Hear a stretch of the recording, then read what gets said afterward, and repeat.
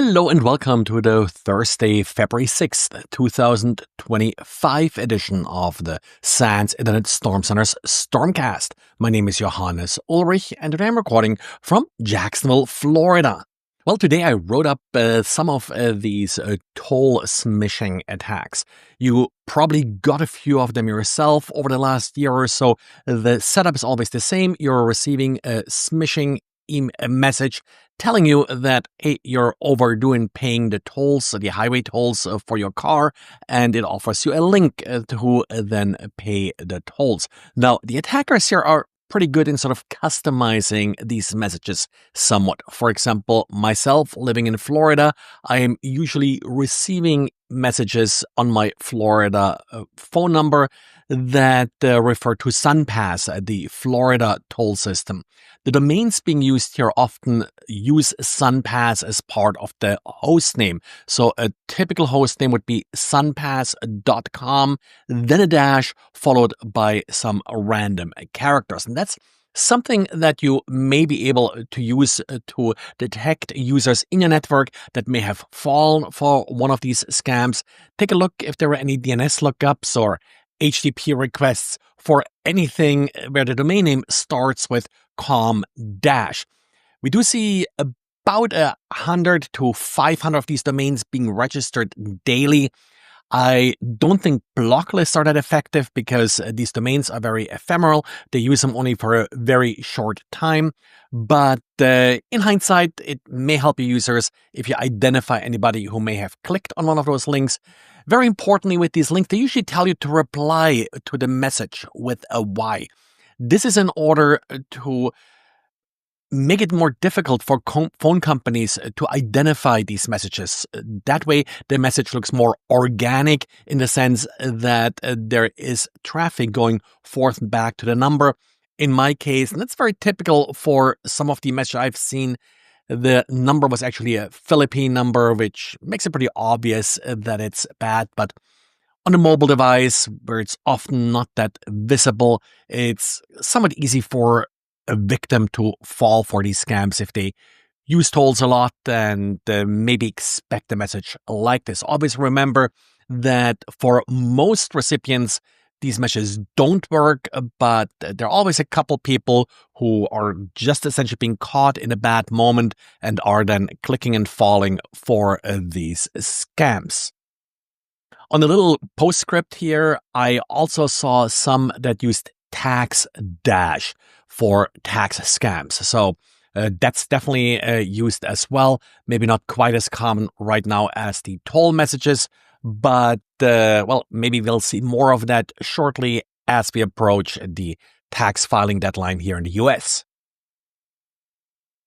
And we all know Windows 10 will soon no longer receive any security updates. Well, in case you try to keep Windows 10 machines alive, Microsoft now published some pricing for its extended security updates. Year one will cost you $61 per machine.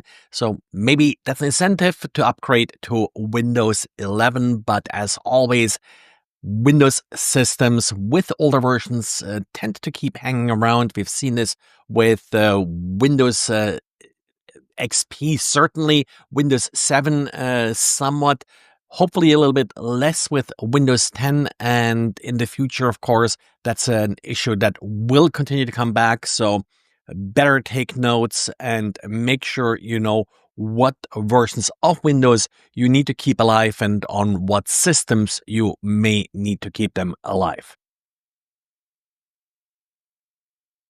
Well, TLS is one of those protocols that keeps on giving in the form of many subtle updates that keep happening. Latest example is that Mozilla announced Firefox will now enforce certificate transparency. Certificate transparency are logs maintained by certificate authorities. They're mandatory, and in the certificate, you should have a signed certificate timestamp, typically from at least 2 different transparency logs that contain a record for your certificate.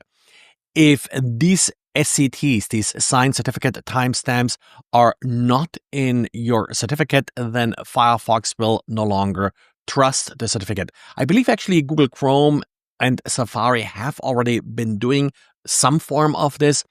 In some cases, it may depend on how long the certificate is valid for, and for longer valid certificates, you may need more timestamps.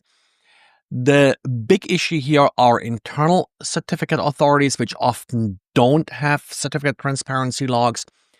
By default, this policy is enforced for internal certificate authorities, but you may disable that using an enterprise policy. So keep that in mind if you all of a sudden get complaints from users that they get bad certificate messages.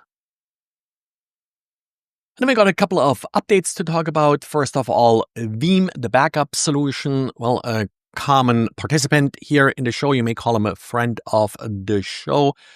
The critical vulnerability being addressed in Veeam is a problem with their internal updater.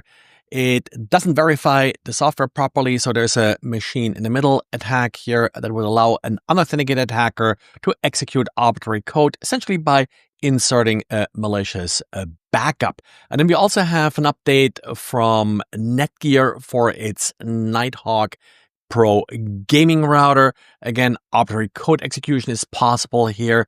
Did I mention this week already that it's a good idea to have sort of a monthly reminder in your calendar to tell you to double check if your router firmware is up to date? Well, and that's it for today. So thanks for listening, and thanks for all the feedback I'm getting. Thanks for the recommendation as always. If you have a second, please click the 5 stars in your podcast app, subscribe, or even better, leave a quick positive review. Thanks, and talk to you again tomorrow.